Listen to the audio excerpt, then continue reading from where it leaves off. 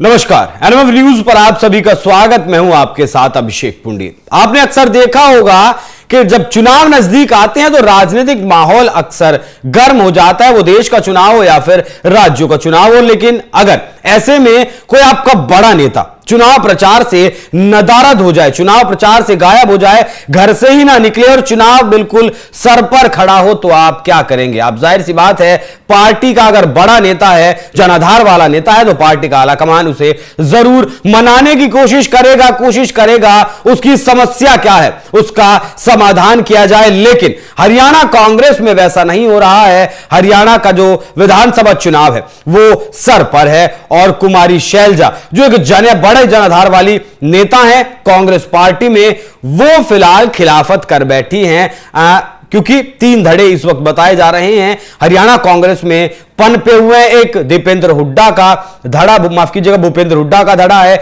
एक सुरजेवाला साहब का धड़ा है और एक धड़ा कुमारी शैलजा का है। महत्वाकांक्षा, राजनीतिक महत्वाकांक्षाएं सभी की होती हैं और जब आप लंबे वक्त से किसी पार्टी के लिए काम करते हैं तो शीर्ष पद पर जाने की भी आपकी मंशा होती है। वही मंशा थी कुमारी शैलजा की। कुमारी शैलजा चाहती थी कि उन्हें विधानसभा चुनाव के लिए टिकट दिया जाए, वो जीत कर आए और फिर बागडोर संभाले, पूरे हरियाणा की मुख्यमंत्री बने। लेकिन हुड्डा साहब को यह बात पसंद नहीं आई और हुड्डा साहब ने भी खुलकर ऐलान कर दिया कि मुख्यमंत्री तो वही बनेंगे। राहुल गांधी की तरफ से, माफ कीजिएगा, जो लिस्ट हरियाणा कांग्रेस में कैंडिडेट्स की उतारी गई, जिन कैंडिडेट्स को, उसमें भी कुमारी शैलजा ने जो लिस्ट भेजी थी उसके सिर्फ 8-10 कैंडिडेट मैदान में उतारे गए, बाकी सब हुड्डा साहब के कैंडिडेट उतारे गए। तो ऐसे में सवाल उठने लगा कि क्या राहुल गांधी और मल्लिकार्जुन खड़गे कुमारी शैलजा को मना पाएंगे, क्योंकि बीजेपी के जो पूर्व मुख्यमंत्री मनोहर लाल खट्टर हैं, उन्होंने भी कुमारी शैलजा को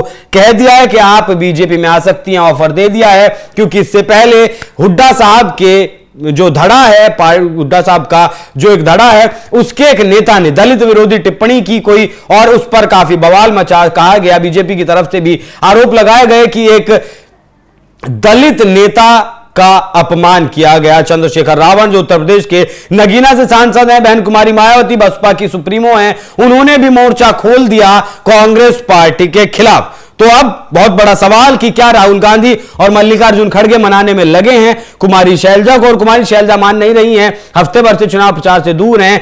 क्या कुमारी शैलजा ने राहुल गांधी और मल्लिकार्जुन खड़गे को ठेंगा दिखा दिया है उनकी बात ना मानकर? क्योंकि ऐसा हो नहीं सकता कि जब चुनाव में इतना कम वक्त बचा हो और अपने बड़े नेता से बात ना की हो मल्लिकार्जुन खड़गे ने या फिर राहुल गांधी ने। कई कारण रहे कुमारी शैलजा जिन बातों को लेकर नाराज हैं। सीएम बनना चाहती थी, इस बात को वो खुलकर मंचों से कह चुकी हैं। सुरजेवाला साहब भी इस बात का जो है पैरवी कर चुके हैं और सिरसा और अंबाला की सीट से लोकसभा का चुनाव भी जीत चुकी हैं। 1991 में उन्होंने सिरसा से पहला चुनाव जीता, पहली बार लोकसभा पहुंची। इसके बाद नरसिम्हा राव की सरकार में मंत्री बनी, 1996 में भी लोकसभा चुनाव जीता। मनमोहन सिंह की सरकार में भी कुमारी शैलजा ने अहम मंत्रालय संभाला था और अब उनके पिता जो हैं वो भी कांग्रेस के बड़े नेता हैं। हरियाणा में दलितों की आबादी भी अच्छी खासी है, 21% आबादी बताई जाती है और जिस भी पार्टी की तरफ ये आबादी जाती है उस पार्टी की सरकार बनना लाजमी उत्तर प्रदेश में है। तो बहुत बड़े सवाल इस वक्त, क्या जिस तरीके से कुमारी शैलजा का अपमान किया गया कांग्रेस पार्टी में उसकी वजह से, या फिर वो चाह रही थी उन्हें विधानसभा का टिकट दिया जाए और वो जीतने के बाद कुमारी शैलजा को मुख्यमंत्री बनाया जाए। ऐसा क्यों मैं कह रहा हूं?